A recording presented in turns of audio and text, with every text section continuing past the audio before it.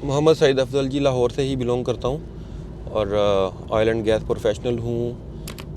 पाकिस्तान से बाहर जॉब करता हूँ अबू धाबी में। ऑन एंड ऑफ पाकिस्तान आता रहता हूँ। मीन 50% ऑफ टाइम मेरा यहाँ पे गुजरता है। रोटेशनल जॉब करता हूँ। तो ये गाड़ी ली निसान नोट निस्मो वेरिएंट, इसका top of the line variant है। निसान नोट का ई पावर टेक्नोलॉजी की गाड़ी है। तो इसका रिव्यू आज हम देते हैं आपको। 2018 मॉडल, इंपोर्ट टू पाकिस्तान इन 2021 और निसान नोट ई पावर टेक्नोलॉजी है। नोट इसका मॉडल और उसमें फ़र्दर फिर आगे काफ़ी सारे वेरिएंट हैं। आई थिंक के कोई 11 to 13 वेरिएंट्स हैं निसान नोट के।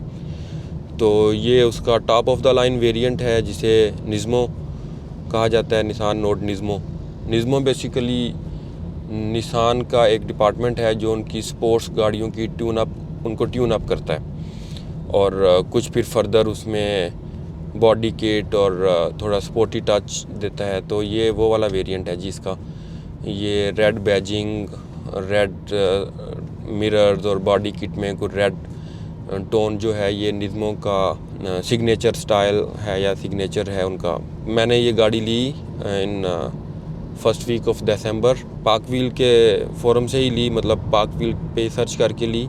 सर्च तो काफ़ी जगहों पे की लेकिन अल्टीमेटली जो मैंने ली वो पाक व्हील से के फोरम से ली। तो एक बहुत अच्छे इंपोर्टर हैं लाहौर में, बड़ा नीट एंड क्लीन अच्छे लेवल का काम करते हैं। तो उन्होंने ये मंगवा के किसी इन्वेस्टर की गाड़ी खड़ी की हुई थी। सर्च कर रहा था गाड़ियाँ काफ़ी सारी, तो कुछ गाड़ियों की स्क्रूटनी की, कुछ उनको सिलेक्ट किया, कुछ को सबको मैं यही कहता था कि जी मुझे पाक व्हील इंस्पेक्शन करवानी है गाड़ी की। तो कुछ लोगों ने रिफ्यूज़ कर दिया। अल्टीमेटली इस गाड़ी की पाक व्हील इंस्पेक्शन करवाई तो इसकी बड़ी अच्छी रेटिंग आई, 9.3 रेटिंग निकली गाड़ी की। और जो मेजर नंबर डिडक्ट हुए थे वो हुए थे टायर्स के, जो मैंने परचेज़ के फ़ौरन बाद इसको मैंने इमीडिएटली चेंज करवा लिए थे। ये बेसिकली 1200 सीसी इंजन के साथ सीरीज़ हाइब्रिड कार है। सीरीज़ हाइब्रिड मींस के ये गाड़ी इंजन ड्रिवन नहीं है, इसके अंदर इलेक्ट्रिक मोटर्स हैं। गाड़ी की ड्राइव सिर्फ इलेक्ट्रिक मोटर्स के थ्रू होती है। गाड़ी के व्हील्स को पावर सिर्फ इलेक्ट्रिक मोटर्स देती है। और जो इंजन है 1200 सीसी, उसका फंक्शन एज आ चार्जर है। वो गाड़ी के अंदर मौजूद लिथियम आयन बैटरीज को सिर्फ चार्ज करते हैं। इंटरमिटेंटली वो चलता रहता है और बैटरीज को चार्ज करता है। हाई टार्क कार है ये। अगर इसे हम कंपेयर करें अपनी लोकली मैन्युफैक्चरिंग जितनी भी कार्स हैं तो ये उन सब से हाई टार्क कार है। हमारी 1.5 टर्बो होंडा सिविक, उसका टॉर्क 220 न्यूटन मीटर है, जबकि इस कार निज़्मो का 254 न्यूटन मीटर टॉर्क है।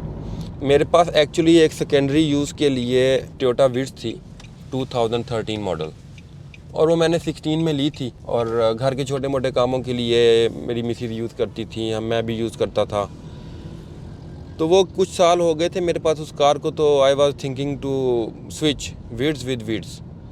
तो था मुझे या तो मैं 2019 या 20 मॉडल विड्स ले लेता हूँ, या मैं फिर 1.5 विड्स का जो हाइब्रिड वेरिएंट है वो ले लेता हूँ। तो एक्चुअली इस प्रोसेस को जब मैंने स्टार्ट किया तो सबसे पहले तो मैंने अपनी विड्स को सेल किया।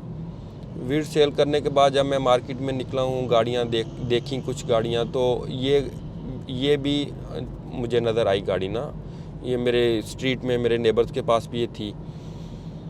तो जब मैं कंपेयर कर रहा था विड्स को विद एक्वा विद फिट, तो फिर कंसिडरेशन में ये गाड़ी भी आई। तो क्योंकि ये it was a different thing, मतलब it's not an engine driven car. इसकी कांस्टेंट एक्सेलरेशन रेट, इसकी मतलब new technology, the world is switching on the electric things. तो ये भी a kind of you can say the electric car kind of thing है, आप कह सकते हैं, क्योंकि ड्राइव मोड इसका इलेक्ट्रिक है सारा। और फ्यूल इकोनॉमी, ये सब चीज़ों को देखते हुए जब मैंने इसके फ़ीचर्स को, इसकी ड्राइव को और इसकी टेक्नोलॉजी के ऊपर रिसर्च की, इसको देखा, तो then I selected this car over Aqua और फिट एंड 1.5 हाइब्रिड विड्स। इन चार गाड़ियों की की सिलेक्शन में फिर मैंने ये गाड़ी सिलेक्ट की। और पर्टिकुलरली थोड़ा स्पोर्टी लुक है इसकी वेरिएंट निज़्मो के अंदर, मतलब आपको थोड़ा सा बॉयश थोड़ी फील आती है ज़्यादा। और ड्राइव मोड इसके जो हैं वो is much better, more enjoyable you can से। तो बस इस प्रोसेस में से होते हुए फिर मैंने इस गाड़ी को सिलेक्ट किया। The quality of Nissan, I believe on it because I know I have been using Nissan petrol in Abu Dhabi for quite a while. So Nissan brand से लेके मुझे कोई इशू नहीं था। तो यहाँ के हिसाब से जो चीज़ मैं ढूंढ रहा था, छोटी car, powerful car, high torque, मतलब जब चाहें हमें अच्छा रिस्पॉन्स मिले, फीचर्स हों सारे गाड़ी के अंदर, प्लस इकोनॉमिकल फ्यूल इकोनॉमी को देखते हुए, मतलब इन सब all tick tick tick tick, then I bought it. Exterior की बात करते हैं। गाड़ी का एक्सटीरियर बिल्कुल मिनिमलिस्टिक किस्म का स्पोर्टी एक्सटीरियर है इसका, और उसको फर्दर एनहांस जो निज़्मो मॉड्यूलो किट है उसने किया हुआ है। तो ये ओवरऑल 360 अगर आप इस गाड़ी को देखेंगे तो आपको एक मॉडर्न सी लुक आएगी गाड़ी की, क्योंकि इस गाड़ी को मॉड्यूलो किट लगी हुई है। हमें सबको पता है कि जापानीज़ कार मोस्टली जो है ग्राउंड क्लियरेंस का उसका इशू होता है, और मॉड्यूलो किट जो इसकी लगी हुई थी निज़्मो किट, उसकी वजह से तो फर्दर ये और ज़्यादा डाउन फील होती थी। तो जब मैंने ये गाड़ी ली, the very first day I went to my home, तो ये बिल्कुल हल्का सा हेयर लाइन टच किया इसने मेरे रैंप में। तो देन आई थॉट कि इसके बारे में कुछ करना चाहिए। कुछ लोगों से पूछा, एक लाहौर में बड़े अच्छे मैकेनिक का पता चला, उनसे जाके मैंने इसके अंदर 3/4 इंच की जो सस्पेंशन पैकिंग होती है अलॉय की, वो शॉक्स में रखवाई, जिससे ये तकरीबन 3/4 इंच गाड़ी लिफ्ट हुई मेरी। वो लिफ्ट होने से एक थोड़ा सा इशू मुझे फिज़िकली बाहर से फ़ील होता था कि बॉडी और टायर का गैप बढ़ गया। देन टायर मैंने आपको बताया शायद कि जब मैंने गाड़ी ली थी तो tyre condition was not that good, तो मैंने इमीडिएटली टायर्स को चेंज तो करवाना था। देन मैंने जब टायर्स के ऊपर वर्किंग शुरू की तो आई डिसाइडेड कि इसकी जो जेन्युइन प्रोफाइल है टायर की 55, तो मैं उसको चेंज करता हूँ और मैं 60 प्रोफाइल का टायर डलवाता हूँ, 195 60 16, ताकि एक तो वो बॉडी गैप थोड़ा सा कंपनसेट हो जाए, और दूसरा फर्दर वो 0.5 जो 5 mm है वो मुझे गाड़ी की क्लियरेंस, ग्राउंड क्लियरेंस और अच्छी मिल जाएगी। तो वो मेरा एक्सपीरियंस माशाल्लाह बहुत अच्छा रहा। इस गाड़ी के फ्रंट और रियर बम्पर में पार्किंग सेंसर थे। क्लोज ऑब्जेक्ट है तो वो आपको बीप के साथ यहाँ पे 360 कैमरा के अंदर आपको इंडिकेट करता है, और 360 कैमरा इसमें शो करेगा कि कौन सी चीज़ आपके किस सेंसर के साइड पे है। लेन असिस्ट है, अबव 60 किलोमीटर लेन असिस्ट एक्टिवेट होता है ऑटोमेटिकली। यहाँ पे उसका स्विच बटन है, पहले आपको वो ऑन करना पड़ेगा। स्विच बटन ऑन करने के बाद अबव 60 गाड़ी ऑटोमेटिकली जो रोड के ऊपर लेन्स हैं उनको रीड आउट करती है, और उसके बाद अगर बगैर विदाउट इंडिकेटर हम अपनी गाड़ी को लेन चेंज करने के लिए लेके जाते हैं तो गाड़ी एक बज़र करती है, और उसके साथ ही जो स्टीयरिंग है उसके अंदर एक हल्का सा आपको थोड़ी टेंशन फील होती है कि it's not going toward that. इसी तरह एंटी कोलिजन है इस गाड़ी के अंदर, ऑटोमेटिकली एक्टिवेटेड होता है। जब आप ऑन रोड होते हैं तो बहुत सारी चीज़ें ये ऑटोमेटिकली सेंस कर रही होती है और उसके अकॉर्डिंगली रिस्पोंड करती है। लाइक मेरे सामने इस टाइम जो कार जा रही है, अगर मैं उसके बहुत करीब चला जाऊंगा क्विकली तो ये मुझे एंटी ब्रेकिंग सिस्टम एक्टिवेट नहीं होगा। लेकिन अगर हम इसी स्पीड पे जा रहे हैं और वो कार यहीं पे इमरजेंसी ब्रेक लगाती है तो मेरा एंटी ब्रेक सिस्टम यहीं पे एक्टिवेट हो जाएगा। गाड़ी के इंटीरियर की अगर हम बात करते हैं तो starting from the driving seat, first thing first which I have in my hand is the steering. तो एक लेदर स्टिच्ड स्पोर्टी लुक का स्मार्ट इन साइज़ स्टीयरिंग है, जो कि मल्टीमीडिया स्टीयरिंग है, और इसमें मेरे मल्टीमीडिया के सारे कंट्रोल्स मेरे पास हैं इन माय लेफ़्ट थंब, और on the right side I have the options of the cruise control.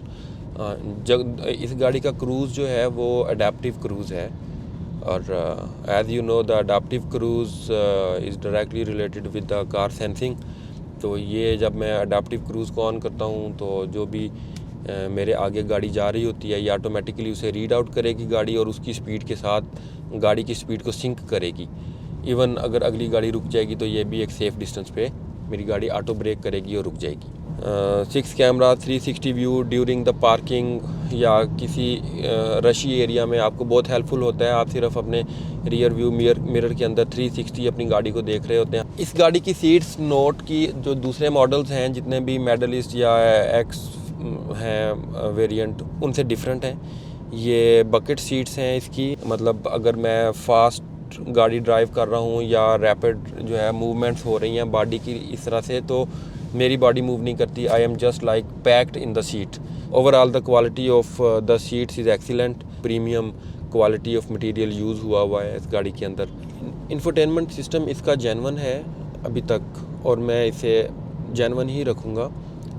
थोड़ा इसके अंदर लैंग्वेज इश्यूज़ हैं, लेकिन ये मिक्स है। कुछ जगहों पे जापानीज़ लैंग्वेज नज़र आती है और कुछ जगहों पे इंग्लिश भी उसके साथ है, तो it's okay to use. Climate control है ये इस गाड़ी का एसी, ऑटो क्लाइमेट कंट्रोल है। जो भी आप टेम्परेचर एडजस्ट कर देंगे उसके अकॉर्डिंगली ये फ़ैन स्पीड को एडजस्ट करता रहेगा, और चाहें तो आप उसके मैनुअली भी यूज़ कर सकते हैं। मतलब ऑटो को ख़त्म कर देंगे तो मैनुअल यूज़ हो जाएगा।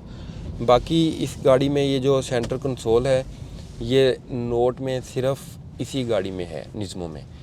इसके अलावा जितने भी वेरिएंट हैं ये वहाँ पे आर्म रेस्ट है, लेकिन वो सेंटर कंसोल नहीं है।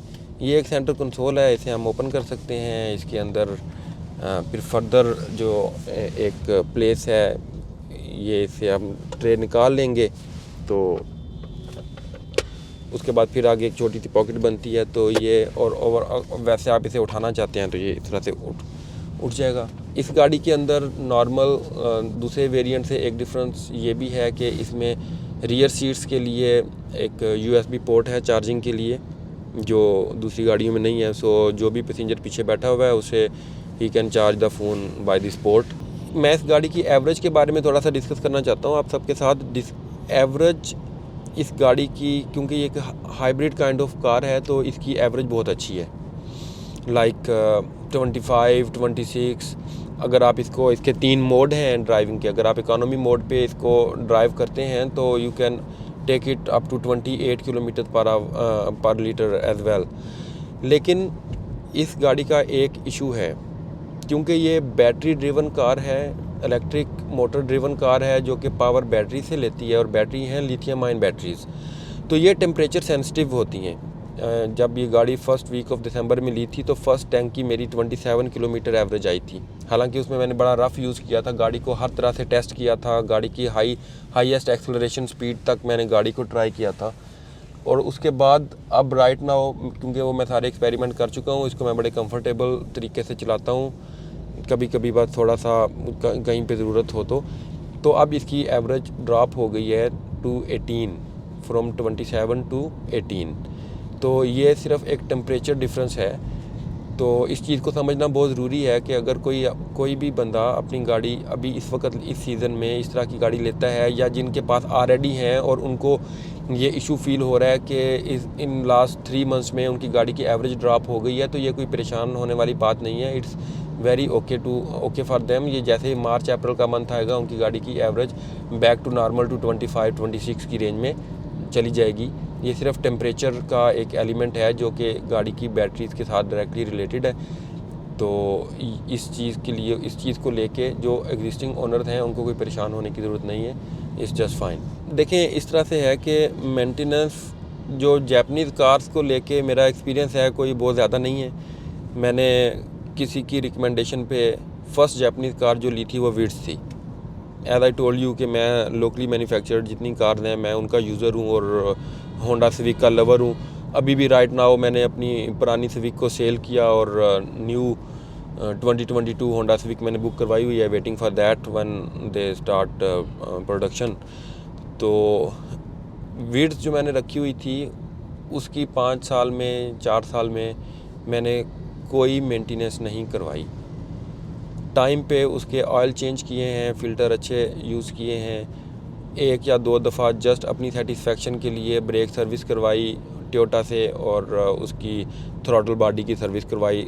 गाड़ी ने कभी कोई ख़ुद से डिमांड नहीं की कि जी आप मेरी मेंटेनेंस करवाएं। तो आई बिलीव कि इसकी भी कोई ऐसा मेंटेनेंस इश्यूज़ होंगे नहीं, क्योंकि जब मैंने गाड़ी ली थी तो अच्छी तरह से मैंने इसकी वो पार्क व्हील इंस्पेक्शन करवाई थी। उन्होंने मुझे हर चीज़ को चेक करके दिया था। मीन एवरीथिंग वाज 10/10 100/100% थी।